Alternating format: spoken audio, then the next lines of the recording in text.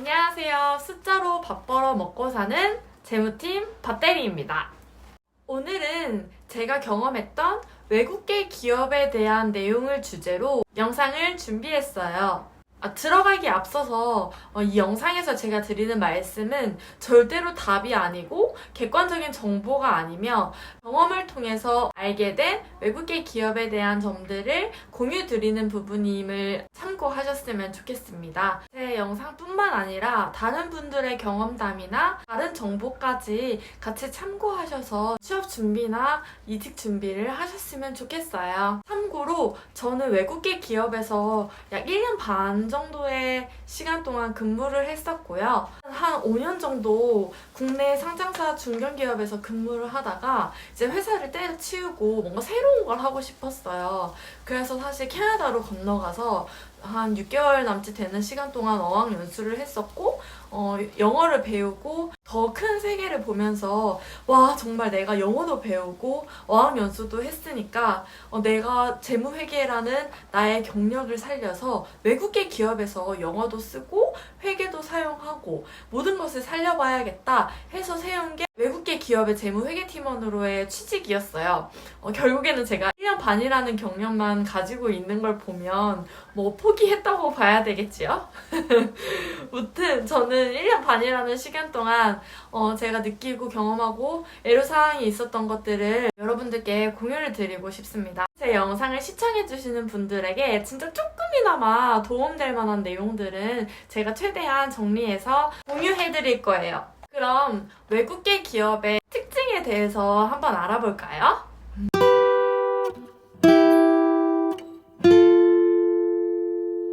제가 경험했던 외국계 기업에서의 가장 큰 특징은 바로 이메일과 컨퍼런스 콜로 커뮤니케이션을 대부분 한다는 점이었어요. 컨퍼런스 콜은 기본적으로 어떤 거냐면 별거 없어요. 그냥 회의를 전화로 하는 거를 이제 컨퍼런스 콜이라고 해요. 화상회의가 될 수도 있고 음성회의가 될 수도 있는데 외국계 기업에서는 이 컨퍼런스 콜을 통해서 회의를 정말 많이 해요. 사실 외국계 기업 자체가 회의를 많이 하는 특성도 있지만 보통 외국계 기업은 이제 유닛이라는 것으로 나뉘어져 있거든요. 그걸 이제 지사라고 이제 한국식으로는 표현을 하는데 해외에 본사가 있고 다양하게 전 세계의 지사가 있기 때문에 여러 가지 재무 회계에 관련돼서 그룹 파트와 회의를 할 일이 생기거나 아니면 해외에 있는 뭐 보스와 회의를 하는 일이 생기면 대부분 다 컨퍼런스 콜로 진행을 하게 됩니다. 이메일의 경우에는 시간과 공간의 제약을 받지 않기 때문에 그 어느 직원이 어느 시간대에 며칠의 이메일을 보냈어도 상대방이 볼 수 있기 때문에 거의 업무상의 커뮤니케이션은 한 80%는 이메일로 진행한다고 보시면 될 것 같고 나머지 20% 정도 논의할 일이 생기면 컨퍼런스 콜 회의를 신청을 해서 상호 간에 일정 조율을 하고 회의를 진행하게 됩니다. 사실 이메일로 정말 많이 주고받았어요. 거의 한 5, 60통을 회신을 하고서 퇴근을 해도 다음날 아침에 오면은 거의 한 60에서 100통 가까이 다시 쌓여 있었어요. 이거는 이제 다른 외국계 기업도 해당되는 사항인지는 모르겠지만 제가 경험했던 외국계 기업에서는 그랬어요. 그 이유는 즉슨 내가 내 업무 시간에 이메일을 보내도 상대방은 사실 근무 시간이 시작하는 시점일 수도 있고 끝나는 시점일 수도 있고 그렇잖아요. 그래서 이제 상대방 직원이 근무하는 시간에 그거를 답변을 하다 보니까 저는 이제 자고 일어나서 출근을 했는데도 사실 이메일이 막 몇십 통이 쌓여있고 제가 자고 있는 중에도 이메일은 오고 있는 거죠. 조금이라도 나와 연관되어 있는 내용은 다 CC가 걸려요. 직접적으로 관여하고 있는 업무가 아니어도 조금이라도 레퍼런스가 필요한 부분이 생기면 그거는 이제 참고가 걸리는 거죠. 그래서 사실 이메일을 확인할 때 나와 직접적인 연관이 있는 내용이나 간접적으로 연결되어 있는 내용이나 이런 부분을 구분하면서 참고하는 역량도 필요했었던 것 같아요. 두 번째 특징은 그 어디서든 나의 업무를 할 수 있는 환경을 만들어준다입니다. 우리나라 같은 경우는 아마 직장 생활을 하시는 분들 보면 대부분 데스크탑을 쓰시는 분들이 아마 한 80% 정도 될 거예요. 최근에는 이제 재택근무나 유연근무제가 많이 시행되면서 바뀐 회사도 있지만 뭐 스탠다드를 봤을 때에는 데스크탑을 사용한다고 보시면 되는데 외국계 기업은 무조건 노트북을 씁니다. 입사를 하면은 노트북을 주고 사실 사무실에는 이제 듀얼 모니터를 사용할 수 있게끔 모니터를 제공해줘요. 하지만 메인은 이제 노트북이고 시스코라는 시스템을 사용해서 기업의 통신망에 접속을 할 수 있고 그 통신망을 통해서 다양한 자료와 그리고 ERP 접속과 모든 업무를 가능하도록 세팅을 해줍니다. 이게 정말 좋았던 것 같아요.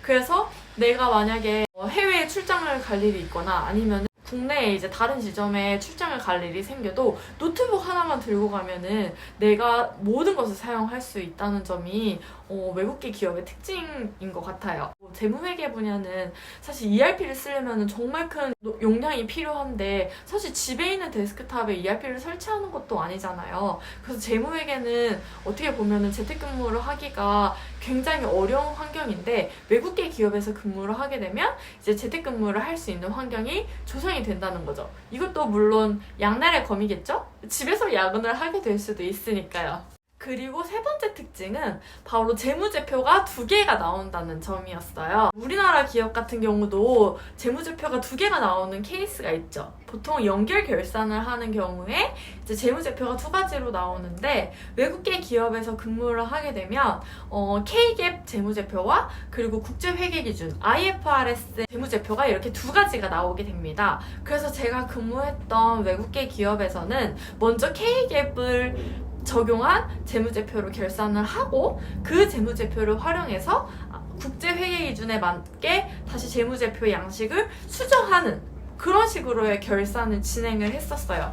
그래서 외국계 기업에 근무를 하게 된다면 사실 상장 기업의 재무회계를 할 수는 없겠지만은 K-GAAP 재무제표와 그리고 국제회계 기준에 맞는 이제 재무제표까지 경험해 볼 수 있다는 특징이 있었던 것 같습니다. 제가 생각했을 때 업무의 양과 나의 역량이 발전하는 거는 살짝 비례의 관계에 있는 것 같아요. 재무제표를 2개 이제 만들어야 된다고 한다고 하면은 분명히 커리어적인 측면에서는 엄청난 장점이 있을 거예요. 하지만 그만큼 업무도 2배가 된다. 그 부분은 꼭 알고 계셔야 되겠죠? 네 번째 특징은 바로 출퇴근 시간이 자유로웠다는 점이었어요. 물론 우리나라 대기업의 경우에는 탄력 근무제, 유연 근무제 하면서 삼성 같은 경우처럼 벌써 출퇴근 시간을 자유롭게 책정하고 본인이 이제 주어진 업무 시간 안에서 최대한 퍼포먼스를 이제 뽑아내는 그런 회사의 스타일도 정말 많이 있지만 제가 근무했던 외국계 기업과 주변에 있었던 외국계 기업은 무조건 다 자율 출근이었어요. 제가 근무했던 곳은 완벽하게 자율 출근은 아니었어요. 밤 9시에 가가지고 심야에 근무를 한다든지 사실 그런 케이스는 없었지만 7시 반부터 이제 9시 반까지 그 안에서는 자유롭게 출근 시간을 정하고 퇴근 시간도 그에 맞춰서 4시 반부터 이제 7시 반까지 자유롭게 정해서 본인의 근무 시간을 채워서 근무하는 형태였어요. 3개월 동안 있었던 외국계 회사도 있었는데 그 회사는 6시 40분에 출근을 해서 3시 40분에 퇴근이었어요. 사실 저는 이게 정말 메리트 있어가지고 취직을 했었는데 3개월 진짜 경력직인데도 불구하고 3개월 동안 와 이건 진짜 아니다 싶어서 진짜 바로 때려쳤죠. 왜냐하면 제가 6시 40분에 출근을 했는데 퇴근을 밤 12시에 했어요. 무슨 일이야. 그때는 이제 그 회사가 원래 그랬었던 건 아닌데 제가 이제 취직을 하고서 동료도 바로 그만두고 팀장도 갑자기 해외 출장을 가버리고 정말 변수가 많아서 제가 진짜 몇 시간이야? 6시부터 시작하면은 아니 7시부터 시작했다고 쳐도 7, 8, 9, 10 18시간을 근무했나요? 미쳤어 진짜. 그래서 진짜 3개월마다 제가 그냥 포기했는데 외국계 기업은 약간 진짜 출퇴근 시간만큼은 정말 자유롭다. 하지만 내가 그 안에서 업무 적응을 빨리 해서 그거를 마음껏 이제 누릴 수 있는 그거를 이제 자유자재로 활용할 수 있는 위치가 될 때까지는 노력을 해야 된다. 약간 그런 이제 특징이 있었습니다. 한국 직원들만 사실 출퇴근 시간이 그렇게 정해져 있었던 거지. 그 바운더리 안에서 움직였었던 거지. 제 보스가 독일 사람이었다고 했잖아요. 그 보스는 뭐 자기가 나 오늘 재택근무 해야 될 것 같아. 나중에 내일 보자. 뭐 이런 식으로 그냥 전화를 하고서 재택근무를 하는 경우도 있었고 3주 동안 이제 서머 베이케이션도 가고 그랬어요. 좀 약간 문화가 혼재되어 있다고 해야 되나? 제가 다녔던 곳은 좀 그랬어요. 오늘은 뭐 제가 경험했던 외국계 기업의 특징들에 대해서 뭐 간단하게 정리해서 말씀을 드려봤는데요. 외국계 기업을 다니면서 느끼는 만족도도 정말 컸어요. 왜냐면은 저는 보스 자체가 독일 사람이었기 때문에 사실 면접도 영어로 보고 사실 업무도 영어로 하는 경우가 60% 정도였고 그리고 실제적으로 해외 출장을 갈 수 있는 기회도 있었고 입사했었던 시점에는 이제 ERP를 또 살짝 이제 조정을 하는 시점이었기 때문에 뭐 해외 지사에 있는 뭐 독일 본사 이제 전산팀에 있는 직원이 실질적으로 한국에 출장을 와서 뭐 세팅하는 걸 도와주기도 했었고 컨퍼런스 콜도 다 영어로 진행을 했었기 때문에 뭐 적응하는 데는 조금 어려움이 있었지만 진짜 배울 것도 많았고 제가 어학연수에서 배웠던 영어들을 정말 많이 써먹어 볼 수 있는 회계 용어도 한국식 재무제표 표현 그리고 뭐 해외 미국식 표현까지도 공부하고 이를 응용해 볼 수 있었기 때문에 경제에 관심이 있고 자본주의 시대 나는 좀 그릇을 크게 가지고 싶다 하는 분들한테는 더할 나위 없이 도움이 될 수 있는 취업 루트인 것 같아요. 하지만 저는 이게 정말 나빠서 뭐 제가 그만뒀다기보다는 저는 이제 적응을 이미 한국 기업에 적응이 되어 있는 상태였고 포기를 했다는 점. 되게 무책임해 보인다.